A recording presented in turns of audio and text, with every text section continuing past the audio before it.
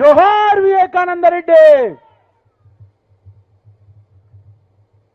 రాజకీయ అజాత శత్రువు, సౌమ్యుడు, అందరికీ అందుబాటులో ఉన్న వ్యక్తి, రాజశేఖర రెడ్డి గారి ప్రియమైన తమ్ముడు స్వర్గీయ వైఎస్ వివేకానంద రెడ్డి గారి ఏకైక కుమార్తె డాక్టర్ విద్యాధికురాలు నర్రెడ్డి సునీతారెడ్డి గారు మాట్లాడతారు.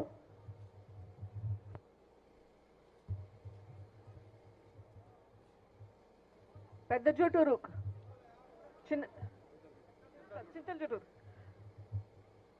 చింతల జూటూరుకు చెందిన ప్రజలకందరికీ నమస్కారం. నేను వైఎస్ వివేకానంద రెడ్డి గారి కూతుర్ని, డాక్టర్ సునీతమ్మని. ఈరోజు మీ ముందరికి ఓటు అడగడానికి వచ్చాను. ఓటు అడిగేటప్పుడు ఎందుకు అడుగుతున్నానో చెప్పాల్సిన బాధ్యత కూడా నాకు ఉంది.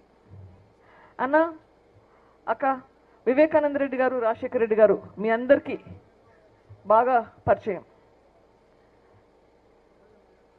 ఎన్నోసార్లు వివేకానంద రెడ్డి మీ ఇళ్ళల్లోకి వచ్చి ఉంటారు, మీతో పాటి కష్ట సుఖాలలో పాలు పంచుకొని ఉంటారు. మీ ఇంటి మనిషిలాగా ఉన్నారు. మీకు ఎప్పుడైనా ఏమైనా కష్టం వచ్చినా, డ్రిప్ లోన్ కావాలన్నా, లేకపోతే ఇంట్లో ఏదైనా కేసు ఉన్నా కానీ, లేకపోతే ఏదైనా విషయం ఉన్నా కానీ పక్క నుండి చూసుకునేవాళ్ళు. మీ ఊర్లో రోడ్లు వేయించాలన్నా కానీ అన్నిటికీ చూసుకునేవాళ్ళు.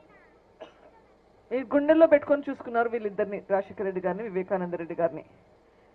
ఈరోజు వాళ్ళిద్దరూ మన దగ్గర లేరు.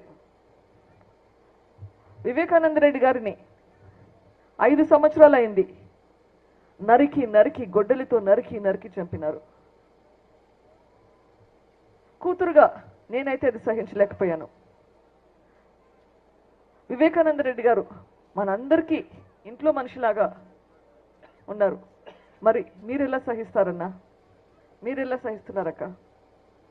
మీ ఇంట్లో ఇట్లా జరిగింటే ఊరుకుండేవారా? న్యాయం కోసం పోరాడేవారు కదా అన్నా. మీ ఇంట్లో జరిగింటే న్యాయం కోసం పోరాడతాం కదన్నా. ఇప్పుడు అదే చేస్తున్నాం. కోర్టులలో తీర్పులు వస్తాయి. ఇప్పుడు కాకపోతే 10 ఏళ్ళకు వస్తుంది. కానీ దానికంటే చాలా రెట్లు ఎక్కువ ప్రజా తీర్పు. మనమిచ్చే ప్రజా తీర్పు కోర్టు తీర్పు కంటే చాలా రెట్లు ఎక్కువ. ఈరోజు మీ ముందు ప్రజా తీర్పు కోసం వచ్చాం. వివేకానంద రెడ్డికి ఇంత అన్యాయం జరిగితే 5 సంవత్సరాలుగా అయ్యింది, న్యాయం రాలేదు. మరి ఇటువంటి పరిస్థితుల్లో మీరు ఆలోచించండి, మీకేమైనా జరిగితే మీకోసం న్యాయం వస్తుందా? మనందరి కోసం న్యాయం రావడం చాలా ముఖ్యం.